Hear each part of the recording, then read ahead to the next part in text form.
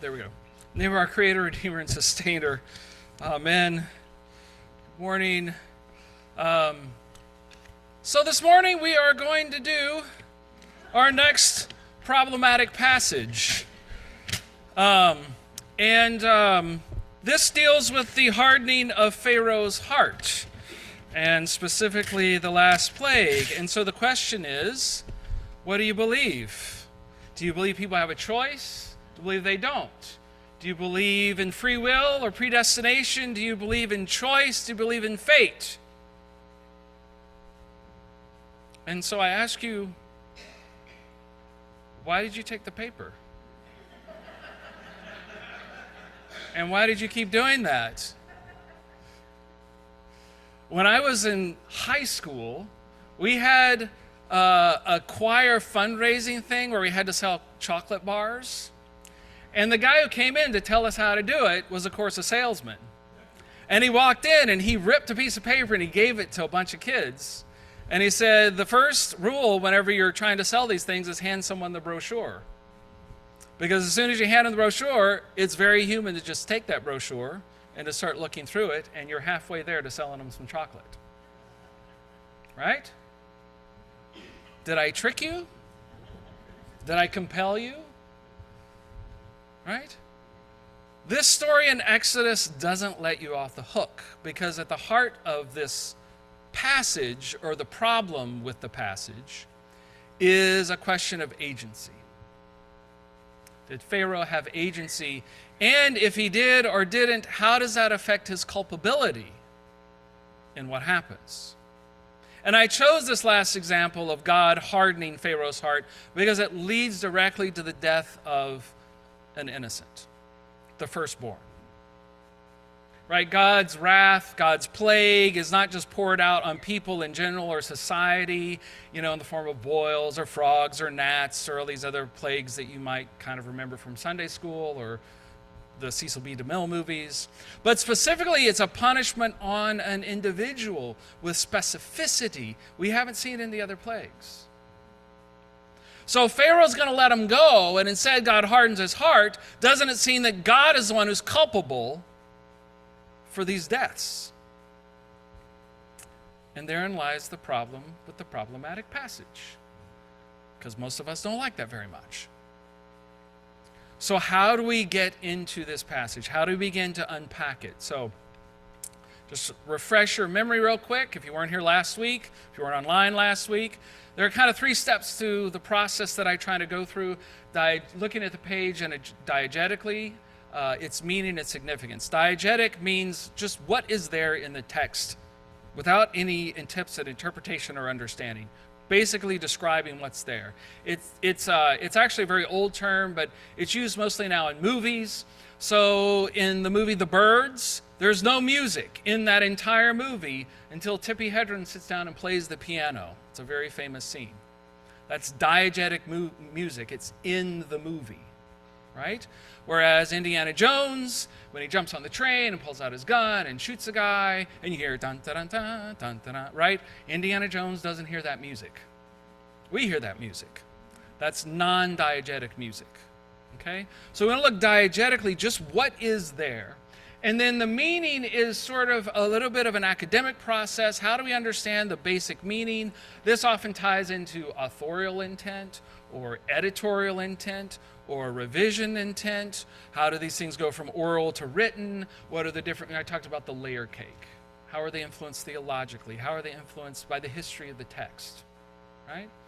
And then the significance is, what are we supposed to learn from this? As a community gathered around its holy texts, what are we supposed to take as the significance of this text?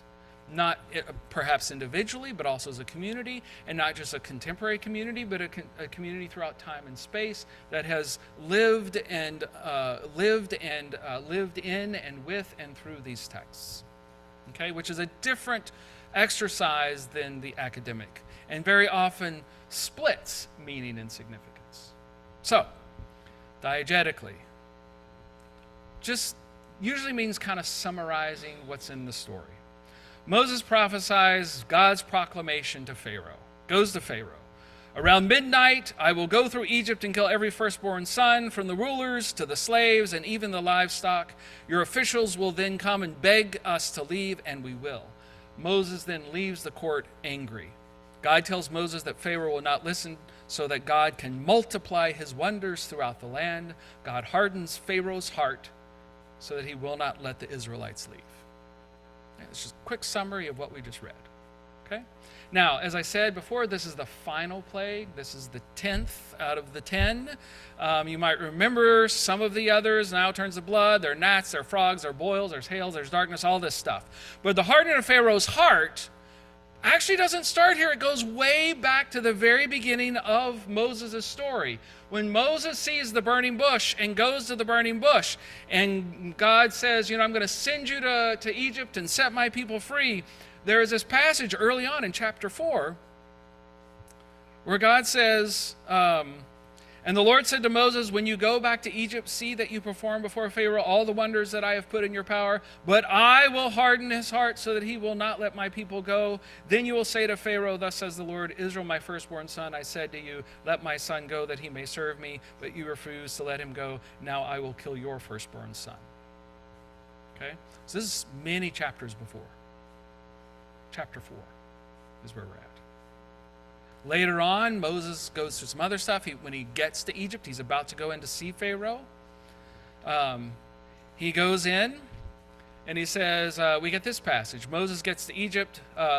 See, I have made you like God to Pharaoh, and your brother Aaron shall be your prophet. You shall speak all that I command you. Your brother Aaron shall tell Pharaoh to let the Israelites go out of his land. But I will harden Pharaoh's heart, and I will multiply my signs and wonders in the land of Egypt. When Pharaoh does not listen to you, I will lay my hand upon Egypt, not in a friendly way.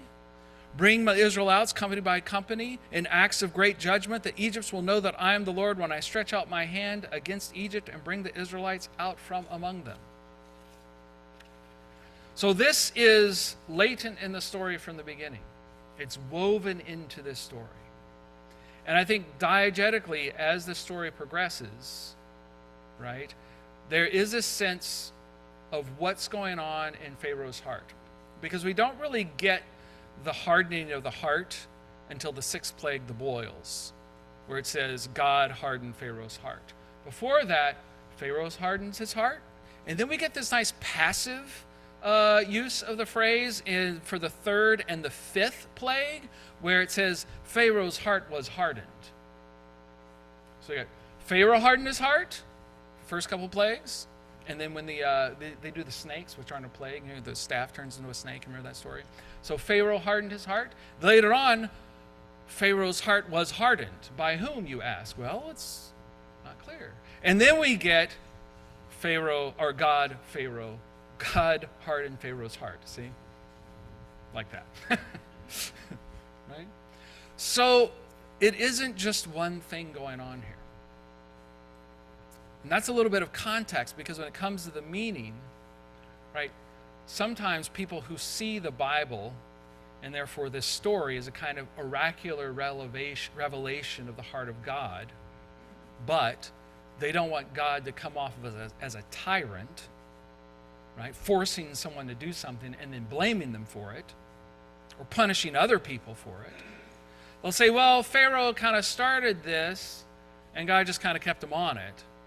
He started hardening his heart, and then his heart was hardened, and eventually God hardened his heart, as a sort of way to kind of soften the culpability of God in this process. But the problem is, it starts at the beginning. We're told what is going to happen, right? And it's betrayed by this motivation. I mean, why is God doing this? To multiply his power, to increase his greatness, to increase his reputation, is what is said. So, if you remember my sermon a few years ago, or last year, about the harem, the genocides we find in Joshua, there are a few ways of approaching this passage that are kind of similar, right? Because when you tie meaning and significance very tightly together, you have to kind of justify what God is doing. So if the basic meaning of the passage is then what we have to take theologically into our understanding of God and humanity and stuff, then you got to figure out some way, if you believe God is love, to justify what God is doing. And the typical way of doing that is saying, well, they deserved it. When something terrible happens, well, they deserved it. Pharaoh hardened his heart, and then God just hardened it for him. The Egyptians were terrible people for whatever reason, and so whatever God did to them, they deserved it. It's just kind of a way of letting God off the hook. And maybe you like that. I would disagree. That's maybe a bigger discussion about what you think God is and who God is, what God is like. Another method which ties meaning and significance very closely together is what I'll just kind of like call a basic sort of Calvinist interpretation. That God has this sort of mysterious sovereignty that predestines that some will suffer, that God's glory might be revealed and magnified. So if anything terrible has ever happened and someone said, well, it's all part of God's plan, that's some of the thinking behind that. Well, God is making you suffer because God needs you to suffer so that God can accomplish something. And we don't know what. It's in the mystery of God's understanding. And there's a sense there in this passage diegetically of there's this kind of a flow in this passage in that direction. Now there are other parts that are not as hospitable to that understanding because after all, Pharaoh does harden his own heart. So Pharaoh does also seem to have agency. It's not God hardening Pharaoh's heart the whole time, right? But these are the sort of dynamics that are going on in this passage, and it's a weird enough like process that many people say, well, there are maybe a couple of different stories about this, that the writers who are writing it down maybe have a couple different stories and they're trying to like put them together. So there's a story that said, well, Pharaoh hardened his heart because he was such a jerk and this is what God had to do. And there's another story that says, well, God is in control of everything. And so of course God hardens Pharaoh's heart. And then whoever was editing it said, well, let's split the difference. And sometimes we'll use the passive, right? To say, well, Pharaoh's heart was hardened and we just won't say who. I don't know. Maybe. There is an important piece of this story that there is in this whole, the 10 plagues and everything, right? The Nile turns to blood, right? The Nile is like a deity for the Egyptians, right? So there is this sort of clash of the gods. And a dynamic of this whole story is this great Egyptian empire and their deities that have made them great. And Yahweh, who's this sort of God of these upstart Israelites, actually the God of people who were slaves at this point, right? And Moses, is off in the deserts in Canaan and encounters this Yahweh God. And God says, no, I'm going to set those people free. And he comes back and his guy comes with him and he beats all these guys on their own turf. And not only that, but is even able to control the heart of Pharaoh. Right? So there is this dynamic of this sort of struggle going on in this passage. And in its meaning that you kind of have to deal with if you're going to tie meaning and significance really close together. Right? So that's a couple ways of seeing it. There is also, there's sort of like, well, Pharaoh just deserved it and the Egyptians kind of deserved it. And the thought that, well, in the mysterious sovereignty of God and God's great plan, people just have to suffer for God's glory to be revealed and magnified. And then there is the sort of other kind of interpretation that a lot of liberal Christians like, that just kind of say, well, it's the Old Testament. We don't really need to pay attention to that, do we? It's a little embarrassing. I mean, when God acts like this, and you all laugh because you're a bunch of liberal Christians. I know this. So I just want to point out, this is also a very kind of, remember I mentioned Manichaeanism last week, and the sort of like, well, just get rid of the Old Testament, it's a little embarrassing. And the other Christians said, no, we're not going to do that. Because in a way, that is just also a very limiting way of understanding the text, of sort of tying the meaning and significance right together. It's a very modern way of reading, right? We think authorial intent is everything until you start getting to postmodern stuff, and then it's all higgledy-piggledy. But for many of us, when we read a text, we want to know, what did the author mean? Because that's what the significance is supposed to be, right? How might pre-modern people from a different period of time have read this story and understood it? You know, some of them maybe in some of these similar ways. I mean, we've got the example of the Manichaeans, right? But those who are serious scholars and theologians read these passages differently. They would have experienced them differently. They would have read them much more allegorically. They would have read them spiritually. They would have thought that there was a spiritual, deeper spiritual meaning, and that we need to let the Spirit speak this deeper meaning of the story, because this is where we get our wisdom from. This is where we get our theology from. This is how we understand what it means to be a human. And that this story, very much like any story, and this is a kind of a famous slogan about movies, but it's very true in any storytelling, is that you show, you don't tell. I can tell you that God is powerful, or I can tell you a story about how God went to some other god's home turf, took him to town. Basically, he didn't have any bubble gum left. He defeated them. And not only that, he could control even their king and led them into freedom. He liberated them. Now, that's a good story. It's an important story. But it's not the kind of thing that you want to build your theology directly on top of. It functions as an analogy, as an allegory, a simile, a metaphor, speaking truth in a different way. It's much more like a parable. And we always get trouble in parables whenever we start trying to nail down exactly every single little thing and what it means and limiting it just to that one single meaning, rather than allowing it to open up, to flower out, and open up in our hearts and teach us some different things. At the same time, I don't have to wonder what ancient Christians would have done with this story, because we know, because they wrote about it. Specifically, one of the, probably maybe even the greatest theologian of all time, wrote a book called The Life of Moses by Gregory of Nyssa. Wrote it in the 300s. It's a wonderful, insightful book that tells the story of the life of Moses. He recounts sort of what happens in Exodus. The first part he calls the history, which is just like, what does the basic story tell? And then he goes to a second section to interpret it through this ancient lens, to uncover the spiritual truths of what we might learn, the spiritual truths of what this story, the point of this story was to begin with, right?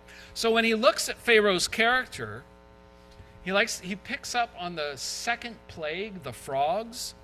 When Pharaoh hardens his heart, he says, frogs are obviously the destructive offspring of the evil which is brought to life from the sordid heart of men, which overrun the houses of those who choose to live the Egyptian life. He sort of contrasts the Jewish life, which is open to God and mercy and love, and the Egyptian life, which is about power and closed off and base desires. He says it's amphibious, born of life, a life born of clay and mire. They didn't know about how frogs came to be the same way we do. It's just born out of the clay and mire, right? Through imitation of the irrational or the senseless, the thoughtless. It remains in the form in the form of life, neither altogether human nor frog. So they're amphibious. And so Pharaoh is amphibious, being a man by nature and becoming a beast by passion. Pharaoh's heart has been polluted with mire. He is, in a sense, becoming less human and more frog when he treats others without mercy. He's losing his heart. There's this powerful lesson that when we treat others inhumanely, it is we who are losing our humanity, not the people we hurt. We are losing our own humanity. And like any ancient, Gregory understands the human heart is one of habit and ritual. You are what you eat, which is another way of saying you are what you do every day. You are what you do every day. We think of binaries. We think of free will and predestination. We think of fate and choice. Ancient people were a lot smarter than that. I think they had a clearer picture of human psyche. They knew we were driven by desires. They understood how our past shapes our future, how those around us shape us, how, you took the piece of paper, right? Did you choose to do that? You even did what it told you to do. Our agency, as we often conceive it, gets eroded, formed, influenced by our previous choices, the habits we adopt, the environment we're brought up into, what we had for breakfast. To put a glass in front of a thirsty man. He might drink and he might not. If he's delirious from dehydration, does he really have a choice? Is he making a choice? We're animals. We are spirit. We are in a cosmos. And that has a monumental impact on what we choose. And the ancient sages understood that we aren't predestined, but that doesn't necessarily mean we have free will. Even though we live in a world that is driven by giving you choice after choice after choice after choice. I don't know why we need 200 different kinds of toothpaste, but apparently we do. So Gregory's teaching from Pharaoh's hard heart is to be careful about the habits of life, the habits we pick up. The nature of the world, which is created by God, is a connected world. And the choices that we make now shape the choices that we have later, sometimes in ways that we can't get ourselves out of very easily. To choose evil is to become accustomed to it. The Egyptian tyrant is hardened by God not because the divine will places the resistance in the soul of Pharaoh, but because the free will, through its inclination to evil, does not receive the word which softens resistance.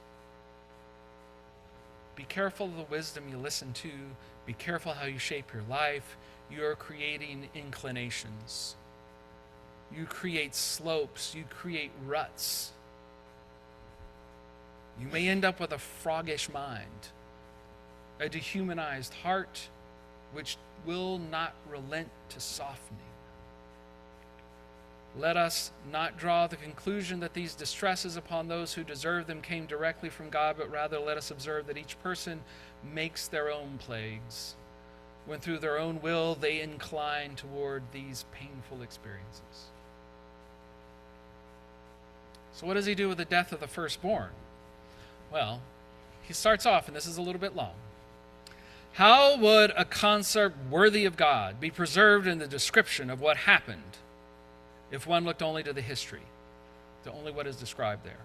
If such a one pays the penalty of his father's wickedness, where is justice? Where is piety? Where is holiness? Where is Ezekiel, who cries, the man who has sinned is the man who must die?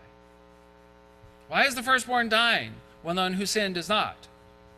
How can history so contradict reason? Therefore, as well, look for the true spiritual meaning, seeking to determine whether the events took place figuratively. We should be prepared to believe this teaching. When through virtue one comes to grips with any evil, they must completely destroy the first beginnings of evil, for when they slay the beginning, they destroy at the same time what follows after it. Kill the head of the snake will die. Anger produces murder, and lust produces adultery. I think it's a similar lesson. We kind of talked about this when we were talking about the harem, about the genocides in Joshua. There are things we need to destroy out of our lives completely, and we must, to coin a phrase, nip it in the bud. To put an end to evil in our lives at its first appearance, its first beginnings, the firstborn. To not let it grow and take root. How much suffering might we have avoided if we had listened to the first warnings about climate change, about atomic power, about COVID? How much suffering could we have avoided in our own lives if we had not nurtured hate or resentment or prejudice or bitterness or even indifference? I share these reflections from Gregory, not because I want you to think that they're the only true or definitive interpretation of the story. And in fact, I think if that's what you took away from this, Gregory would be rather disappointed in you 1,000 years later. 2,000 years later, sorry. But I want to show you with a concrete example how people in the world at the time in which the Bible was written interpreted the Bible. Because it's not in the way most people do it today. And I want to stress, these are the people who lived at the same time and spoke the same languages as the writers of the New Testament, at least Gregory was. Right? So we should take a lesson from how he does it. Right? And maybe that's a little uncomfortable. Maybe you feel like this interpretation kind of weasels out of some difficult passages and lets God off the hook. I don't know. Maybe you think we shouldn't be following this interpretive framework because nowadays we just know so much more about everything. You know what I think about that argument already. That's a conversation I'm willing to have. But I think in many ways we have lost the art of interpretation of our holy books as holy books, interpreted as a sacred community gathered around them and letting them speak the Spirit into our lives. But when we read these passages and hear this sort of unfolding, this opening up, this blooming of the story, I kind of agree with what Gregory is saying. You know, we have skewed our understanding of what it means to be human. We often think of human beings as this sort of simple, rational decision makers roaming around, making choices about things. We are what we do every day. We are what we practice. Treating others inhumanely breaks down, destroys our own humanity. And the repercussions in our life are not easy to untangle ourselves from. They can become a jungle of vines tangling up our legs. When we do not heal our own suffering, you know what we do?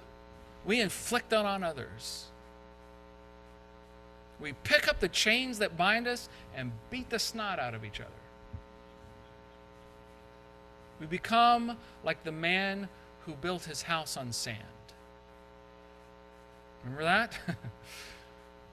That comes at the end of the Sermon on the Mount.